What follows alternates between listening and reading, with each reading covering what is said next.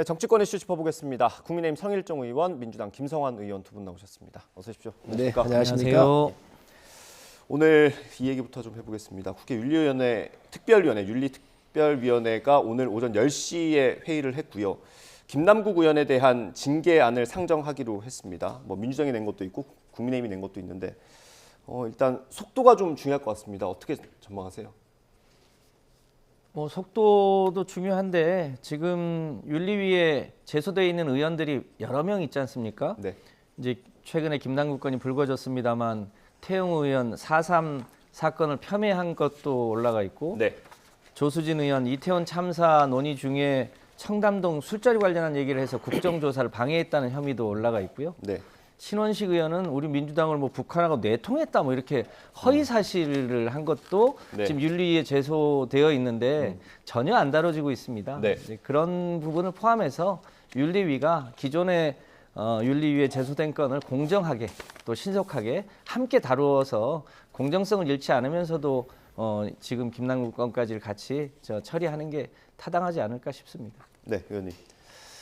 지금 이제 김남국 의원의 그 코인 거래에 대한 여러 가지 국민 비난이 크고 또 들끓고 있는 청년들의 분노를 생각을 해보면 네.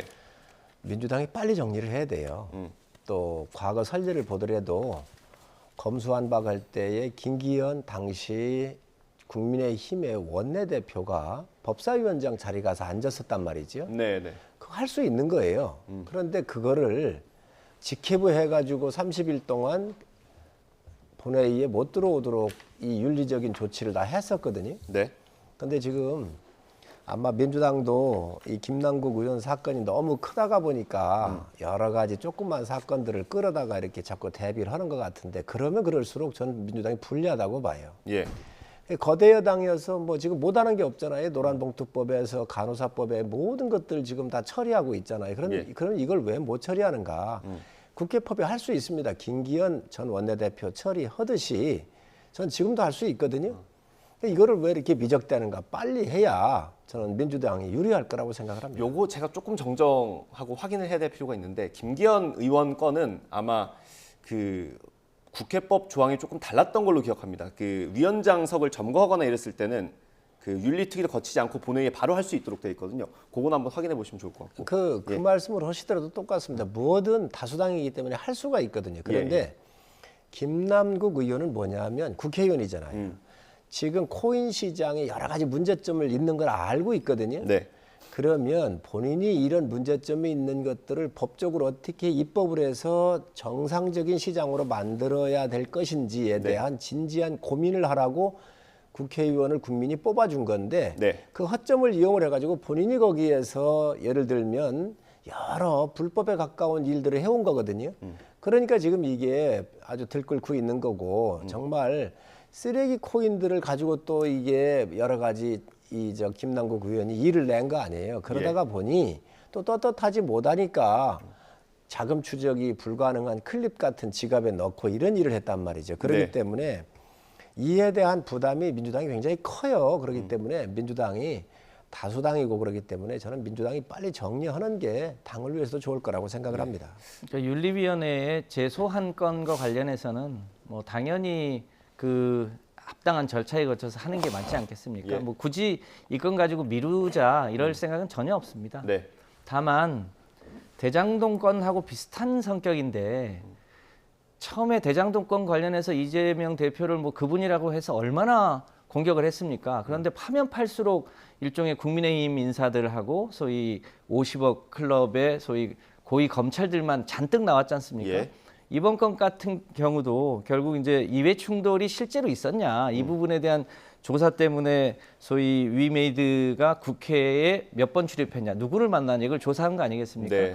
그랬더니 가장 많이 만난 사람이 국민의힘의 윤창현 의원 3번 그리고 허은하 의원 3번 이렇게 국민의힘 사람들 가장 많이 만났다는 거 아닙니까? 그럼 결국 이해 충돌을 누구랑 있었냐? 결국 국민의힘이 한 거 아니냐? 특히 허은하 의원 같은 경우는 2022년 9월 달에 예. 메타버스 산업진흥 법안을 발의했는데 이 법안이야말로 소위 위메이드가 가장 하고 싶었던 법안을 발의해 준 거란 말이죠. 네. 그러면 결과적으로 이 코인 시장의 이익을 대변하기 위해서 가장 노력한 사람이 누구냐? 김남국 의원은 한 번도 안 만났다는 겁니다. 네. 본인이 그것이 이제 가상자산이 아직 등록하기 이전이기도 해서 코인을 거래한 건 맞지만 본인이 무슨 관련해서 무슨 위법을 하거나 이런 건 아니라는 거 아닙니까? 네. 이제 그런 부분에 대해서 윤리에서 확인할 건 확인하고 또 본인이 소명할 건 소명하고 또 사실과 다른 걸 가지고 너무 강하게 공격하는 건 좀 지양하고 그래야 되지 않겠나 싶습니다. 지금 김성환 의원님 문제의 본질은 뭐냐면 누구를 만나고 안 만나고 한 게 중요한 게 아니에요. 또 만나가지고 문제가 있다고 한다면 그것대로 조사를 하면 된다고 생각을 해요. 네. 그런데 문제는 뭐냐면 김남국 의원이 이 코인 거래를 하면서 왜 불법으로 이제 자금 세탁 같은 경우를 이렇게 죄송합니다. 자금 세탁 같은 거를 왜 했는가? 그리고 지금 떳떳하지 못한 거 아니에요. 그러다 보니 거래 내역이나 자금 출처를 본인이 얘기했던 것, 내 자산 모든 거 다 걸자 그랬잖아요. 건 게 아니라 지금 도망가 있어요. 도피해 있어요. 왜 이러냐는 거예요. 그리고 떳떳하면 자기 지금 거래 내역하고 자금 출처에 대해서 명확하게 얘기를 해주면 벗어날 수 있습니다. 이걸 안 벗어나는 거잖아. 이 거래가 문제가 되는 거잖아요. 누가 만난 사실이 중요한 게 아니라 입법 과정에서 기업들이고 이해관계자고 와서 의원들 여야 의원 다 만날 수 있습니다. 그거 만났는데 그 중에서 불법이 있다고 한다고 그것도 또 윤리위에 회부하고 처벌하면 되는 거예요. 네. 그런데 김남국 의원은 엄청난 이러한 의혹의 거래 이 이면에 있었던 거래 내역이라든지 자금 출처에 대해서도 안 내놓고 있는 거 아니에요? 본인이 호언장담한 거예요. 다 모든 재산 걸자고. 그리고 제가 알기로는 이 코인 거래는 특성상 하루에도 뭐 등락이 이렇게 많이 왔다 갔다 하고 네. 그러니까 그 일일이 내역을 전체를 다 꺼내놓기가 만만치 않다는 거예요. 다 네. 확인이 됐다는 건데 다만 이제 저희 당에서 이제 진상조사단이 그것을 이제 조사를 하지 않았겠습니까? 네. 하다가 그래서 중단된 거죠. 예.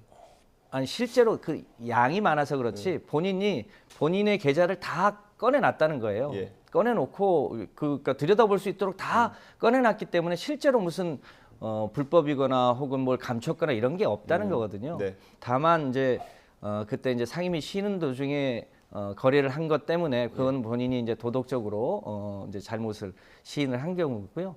실제로 김남국 의원은 제가 보더라도 무슨 개인적으로 무슨 불법을 하거나 이런 건 아닌데 네. 다만 의원들이 이 재산 이 등록을 하게 되어 있고 또 겸직 금지를 하고 있는 것을 고려해 보면 적절했겠느냐라고 하는 도덕적인 네. 문제는 있을 수 있지만 무슨 본인이 불법을 한 건 아니고 실제로 관련해서 위메이드가 무슨 입법 로비를 한 거나 이런 건 대부분 다 국민의힘이고 또 뭐 성격이 어떤지 좀 확인해 봐야 되겠습니다만 그 위메이드사가 좀 대학교에도 무슨 기부를 했다는 거 아닙니까? 네. 그런데 부산의 그 장재원 의원의 형 장재국 씨가 있는 동서대학교 네. 거기에도 지금 10억 원을 기부했다는 거 아닙니까? 동서대학교까지 가서 기부를 했어요. 근데 이거는 그러면 누구를 보고 기부를 했겠냐? 결국 이런 문제들이라 대장동 건처럼 파면 팔수록 국민의힘만 나오고 있는 게 사실입니다. 이제 그런 면에서 김남국 의원의 개인 혐의를 덮겠다 이런 게 아니고 조사할 건 하고 이 부분에 대해서 실제로 입법 로비를 누구한테 했는지 이 부분은 좀 철저하게 조사를 해야 되는데 현재까지 확인된 바로는 대표적으로 윤창현 의원이나 허은하 네. 의원이 입법 발의를 예. 통해서 실제로의 로비를 실현시킨 건 아니냐 알겠습니다. 이 부분도 좀 확인할 필요가 있어 보입니다. 이재명 잠시만요, 대표하고 예. 잠깐만요. 이재명 대표하고 김남국하고 똑같아요. 왜 그러냐면 이재명 대표가 대장동 게이트 할 때 국민의힘 게이트다. 윤석열 후보가 몸통이라고 그랬거든요. 지금 김남국 지금 의원이 코인을 하면서 다 이 문제가 불거졌고 코인 시장의 가장 큰 손으로 잡코인들 갖다가 수없이 많은 피해자를 만들어 놓은 게 김남국 의원입니다. 그런데 이걸 마치 입법 로비할 때 무슨 또 우리 당의 의원들이 관련돼 있는 것처럼 얘기를 하는데 그런 거 있으면 조사해서 처벌하면 됩니다. 만약에 그 거기에 대표적으로 지금 해결해야 될 문제가, 게 문제가 있다고 한다면 그런데 마치 또 김남국 의원이 이 중심에 서 있는데 이걸 윤리위에 회부하느냐 안 하느냐, 이거를 기간 단축해서 빨리 제명할 거냐 안 할 거냐, 이 문제가 나오다가 보니 지금 문제가 뭐냐, 이게 뭐 또 국민의힘이 관련돼 있다 이렇게 얘기를 하는데, 그런 문제는 아주 곁가지인데 그게 문제 있으면 정리하시라는 거예요. 예, 그리고 알겠습니다. 민주당의 윤리위원장도 얘기를 하셨잖아요. 김남국 의원 이 부분에 대해서. 네. 윤리심판원장. 윤리심판원장도 김남국 의원이 의원으로서 적절하지 않고 이에 대한 합당한 그런 처벌을 받아야 된다라고 얘기까지 했잖아요. 그런데 우리 위원장이 얘기하신 거는 이해 충돌 행위가 있었다면이라고 하는 전제가 붙어 있습니다. 예, 그래프 그거는 준비된 것 좀 띄워주십시오. 확인해 봐야 될 일이죠. 예, 저희가 그 라디오 인터뷰 내용을 정리해놨어요. 말씀하신 것처럼 뭐 전제가 있긴 합니다. 이해충돌 행위가 있었다면 무거운 징계가 결정돼야 한다. 근본적으로 국회의원 자격의 문제다. 이런 얘기를 했습니다. 이렇게 정리를 하고요. 이 김남국 의원을 둘러싼 논란이 강성 지지층 관련된 논란으로 좀 번지고 있습니다. 최근에 청년 정치인들이 국회에서 당의 대응을 비판하는 기자회견을 했는데 강성 지지자들의 공격이 조금 있었고요. 박용진 의원도 비슷한 일을 당했더라고요. 금요일 날 여기 어딘가요? 지역에 내려가서 이제 안동 예천 협약식, 이게 협력 지역이라는 게 있나 봐요. 현역 의원들이 거기 가서 이제 협약식을 하러 방문을 했는데 박용진 의원이 올린 바에 따르면 개딸로 추정되는 당원들의 공격을 받았다고 합니다. 저 사진과 함께 올린 건데 이런 건 어떻게 봐야 됩니까? 박용진 의원이 좀 많이 당황을 했다고 하더라고요. 저희 당의 권리당원 수가 140만 명입니다. 그러니까 당원도 이제 스펙트럼이 워낙 넓은 거죠. 네. 그 중에는 당내 여러 가지 일에 대해서 매우 적극적인 당원도 계시고 이제 평소에 일상 활동을 위주로 하시는 분들도 계시고 여러 층이 있는데 이제 우리 당의 조금 더 당의 적극적인 지지층은 이 윤석열 정부 1년 됐고 윤석열 정부가 경제도 엉망이고 외교는 아주 굴종적으로 하고 민생은 파탄인데 왜 당내의 작은 문제를 가지고 내부적으로 이렇게 싸우냐. 네. 가급적이면 저 국민의힘이나 윤석열 정부가 잘못하고 있는 게 너무 많아서 민생이 너무 힘든데 그 포화를 그쪽에다 집중해야지 왜 내부적인 문제를 갖고 자꾸 작은 문제를 그렇게 침서봉대하냐 이런 취지의 얘기들인데 아무래도 이게 지금 내부의 소위 이제 팬덤 문제니 이런 이제 정치적인 문제로 자꾸 이제 비화되고 있습니다만 그러다 보니까 본질적으로 지금 전기료도 더 오르죠. 기름값도 오르죠. 가스요금 오르죠. 최근에는 후쿠시마 오염수 때문에 전 국민의 생명이 위태로워진 거 아닙니까? 일본이 육상에 저장하는 저장 탱크에 들어가는 비용을 좀 아끼자고 해양에 방류를 하겠다는 건데 네. 그럼 전 인류에게 죄를 짓는 거 아닙니까? 그런데 정작 우리 정부는 그 부분에 대해서 가장 피해가 큰데도 매우 소극적이잖아요. 이런 문제에 대해서 보다 좀 적극적으로 대응을 하는 게 필요한 시기 아니냐. 네. 이런 얘기를 하는 건데 저는 뭐 민주당 내에 워낙 스펙트럼이 많고 그러니까 최근에 당대표도 가급적이면 당내 일에 대해서 우리 강성 지지층에게도 조금 자제를 부탁하는 네. 내용도 이제 뭐 페이스북에 올리고 그러셨던데 그 내부의 작은 문제다 이렇게 보고 있습니다. 그 후쿠시마 오염수 얘기해 주셔가지고 그걸 짧게 소화하고 가겠습니다. 예, TF 위원장이시잖아요. 예. 지금 후쿠시마 오염수 얘기를 자꾸 하시는데 민주당 정부, 문재인 정부에서 했던 거 그대로 물려받은 겁니다. 문재인 정부가 21년도 7월 이전에는 어떠한 조치도 안 했었습니다. 21년도 7월에서야 국제원자력기구와 11개 국가에서 이 후쿠시마 원전에 대한 알프스 검증을 비롯해서 여러 가지 일들을 하기 시작했었죠. 그때에 킨스의 김홍석 박사를 파견한 게 문재인 정부입니다. 그리고 그 이후에 원자력안전위원회에서 문재인 정부에서 대한민국 최고의 과학자들을 모아가지고 알프스에 대해서 이 다핵종 처리하는 여과장치에 대해서 정상적으로 작동되는지 안 되는지 검증을 해가지고 네. 의견을 낸 게 문재인 정부입니다. 네. 그리고 정의용 장관이 21년도 4월 19일 날 국회 22년도 같아요. 그 4월 19일 날 국회에 와가지고 IAEA가 그 국제 기준치에 따라서 이 부분을 검증을 해서 방류를 한다고 하면 찬성할 수밖에 없다라고 하는 것을 정의용 문재인 정부 외교부 장관께서 얘기했던 사항이에요. 그 이후에 이제 1년 정도가 지났는데 윤석열 정부에서는 지금 민주당 정부에서 해온 것을 더 촘촘히 따지고 꼼꼼하게 챙기고 있는 겁니다. 문재인 정부에서 이 후쿠시마에 대해서 한 번도 이 지금 같은 민주당 의원들이 얘기를 안 했었어요. 정권이 바뀌니까 그걸 그렇게 공격을 하십니까? 우리가 찬성하는 거 아닙니다.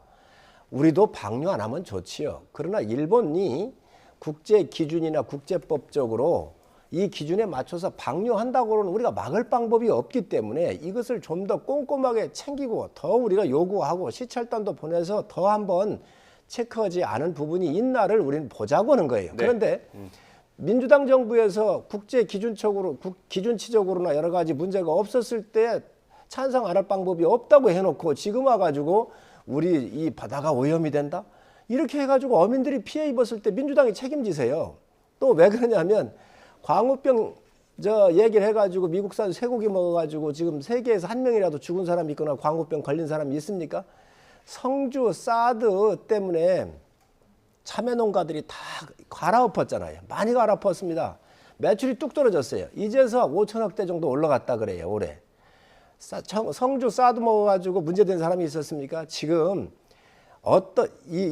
후쿠시마도 그렇습니다. 지금 우리 정부가 문재인 정부부터 참여하고 있는데 다핵종이 걸러지지 않았으면 어느 핵종이 문제가 있는지 기준치가 얼마가 오버를 했는지 이러한 과학적 논거를 가지고 제1야당이고 거대 야당이고 집권 여당부터 해왔던 것을 문제를 삼아야지 그게 아니고 우리 바다가 오염되고 뭐 그냥 손 정서적으로 공포만 이렇게 괴담으로 정치를 한다 그러면은 정말 나쁜 정당이 됩니다. 알겠습니다. 그리고 문재인 제가 정부 한 했던 말씀만 것을 보태야 다 문재인 정부에서 했던 것을 다 지금 부정하고 네, 가는 거예요. 알겠습니다. 이거 궁금한 거 국민들이 진짜 궁금한 걸 하나 여쭤보고 바로 기회 드릴게요. 시찰단의 결과는 언제 발표되는지 그리고 명단도 지금 공개를 해달라고 정부에도 요청을 하셨다고 들었는데 답이 왔습니까 혹시? 그렇습니다. 시찰단에 갔었던 명단 공개를 요청을 했고요. 네. 이것도 그렇습니다. 21년도 8월 달에 문재인 정부에서 한국원자력기술연구원에 30명으로 TF팀을 특별 TF팀을 대한민국 최고의 과학자들로 문재인 정부에서 만들었습니다. 그래서 그 30명 중에서 거의가 다 이번에 시찰을 갔다 온 겁니다. 문재인 정부에서 임명받았던 과학자들이 거의가 이번에 가서 묻고 따지고 온 거예요. 네. 우리 정부에서 바꾼 게 아닙니다. 그거를 정확하게 국민들께서 아시고 예. 민주당도 아시고 공격하시라는 거예요. 그래서 그 시찰 결과는 그럼 언제쯤 발표가 됩니까?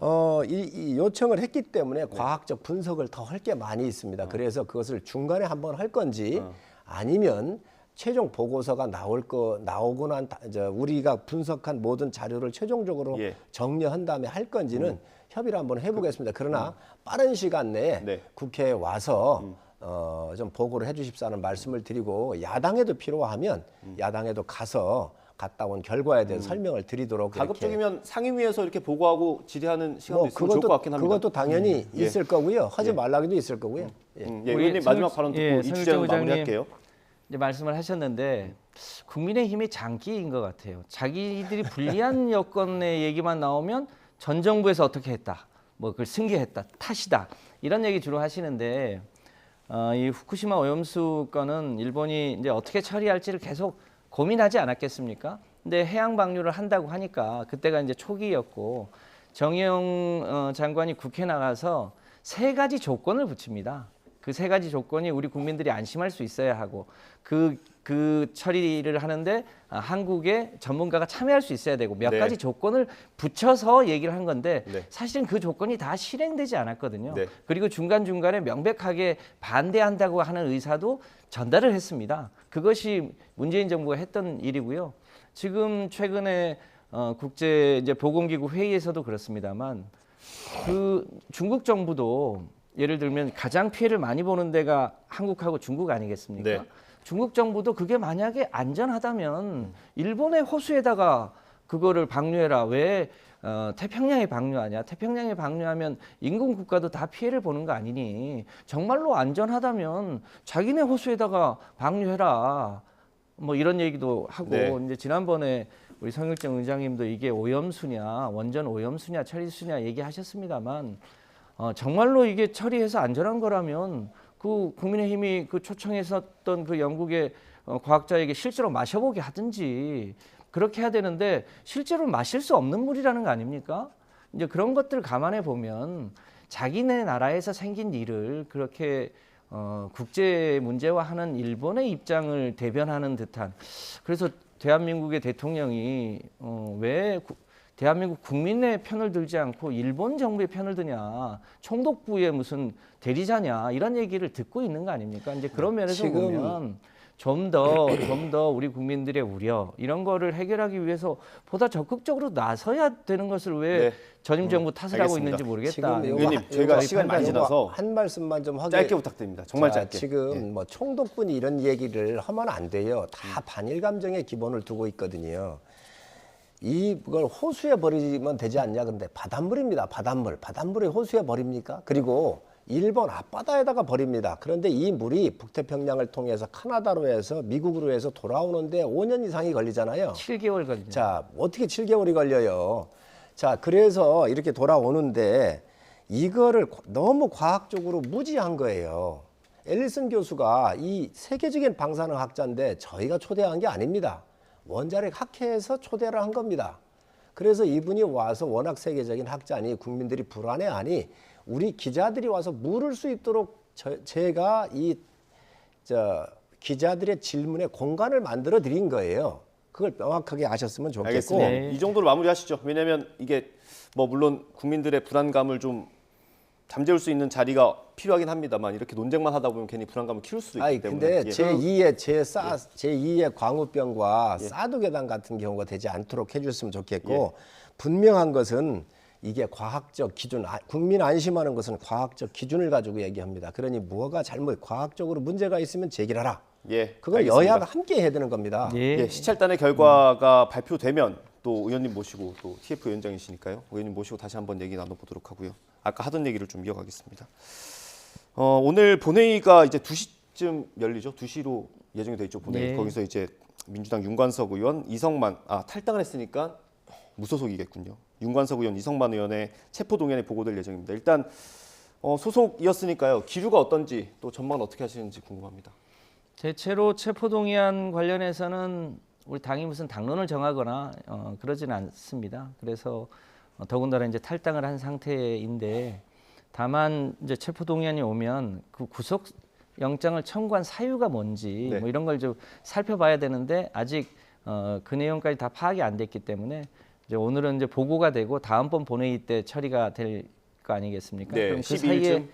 그 사이에 이제 공론이 있을 텐데 지금 우리 당에서 예를 들어서 뭐 당내 뭐 전당대회 과정이더라도 무슨 돈 봉투가 오갔거나 이렇게 됐으면 그건 당연히 불법이 있으면 뭐 처벌이 되는 건 이제 네. 당연하다고 보여지고요.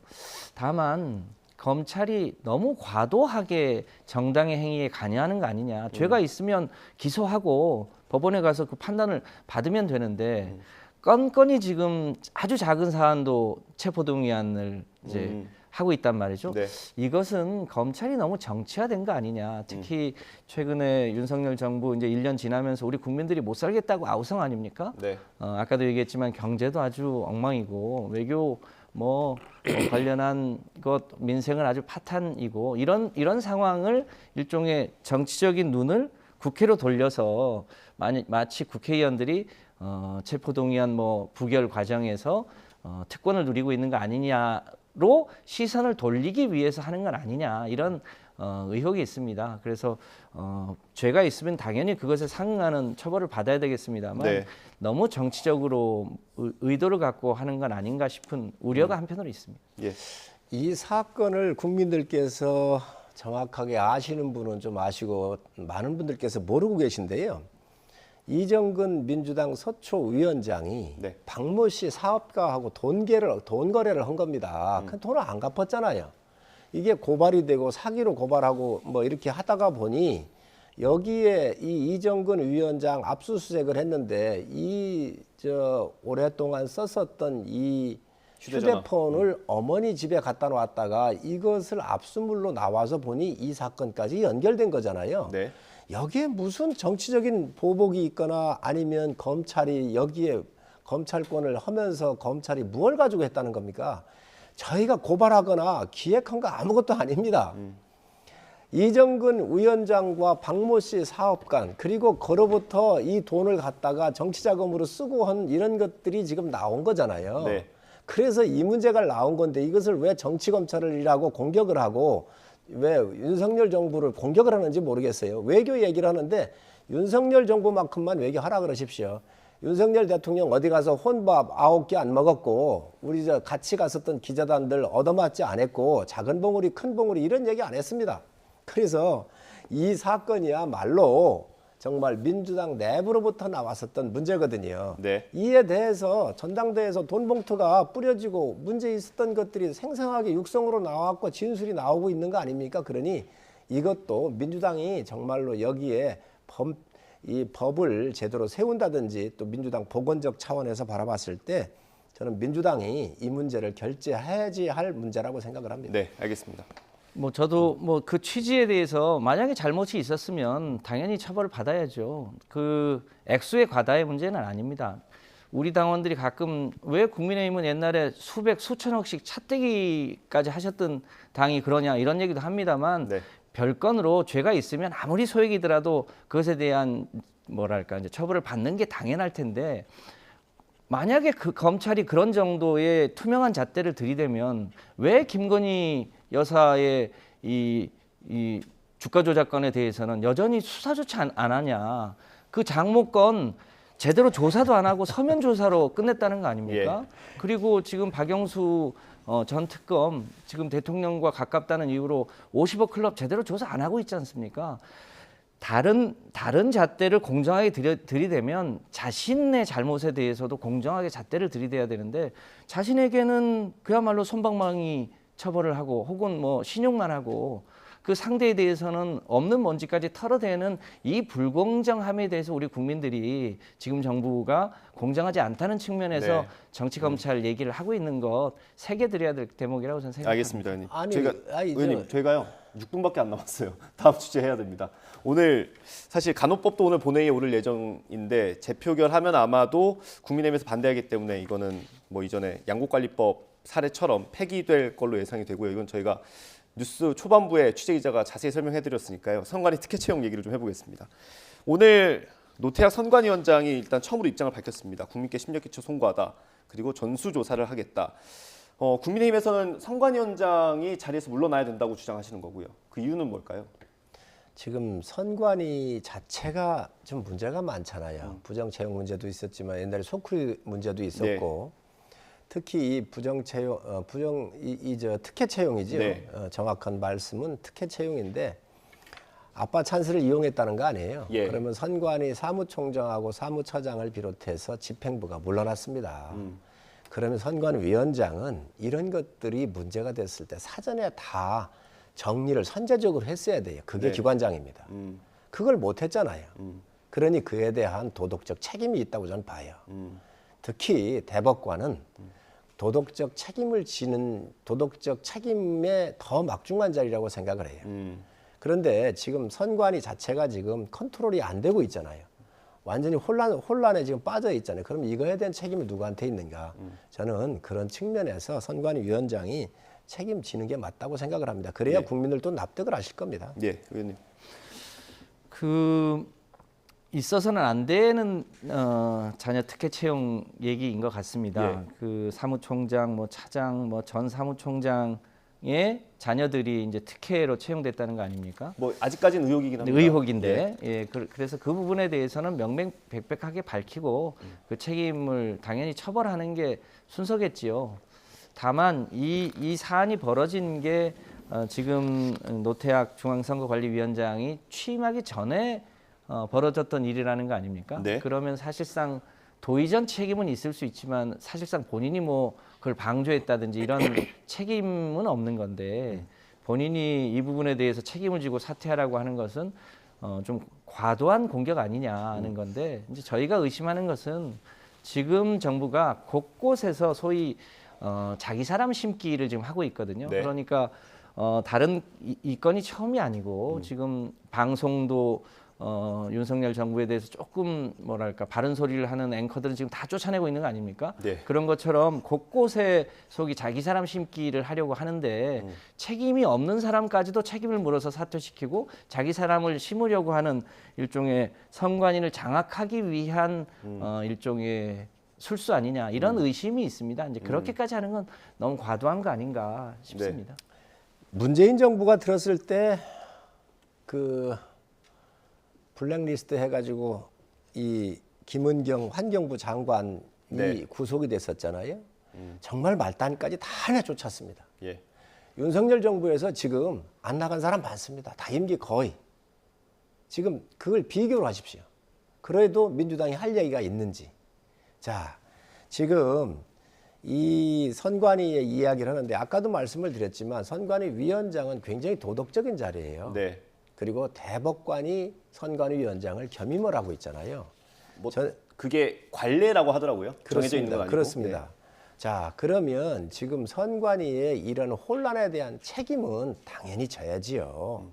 그 부분을 져야 도덕적으로 우선 책임 있게 이 부분에 대한 책임성을 갖고 본인이 책임 의식을 느끼고 이거에 대해 책임을 질 때에 선관위가 수습되고 정돈할 수 있는 것이죠. 그래서 이게 다른 정부의 지금 무조건 다 내쫓아가 가지고 자기 사람을 심으려고 하는 이런 공격의 말이 필요한 것이 아니라 지금 안 나가고 있는 많은 민주당 인사들이 있음을 정확하게 알고 계시잖아요. 그렇기 때문에 이 부분은 자리의 문제가 아니고 정말로 선거라고는 공정 운영을 해야 되는 이 책임 있는 자리에 저는 도덕적 책임을 묻기 때문에 그에 대한 답을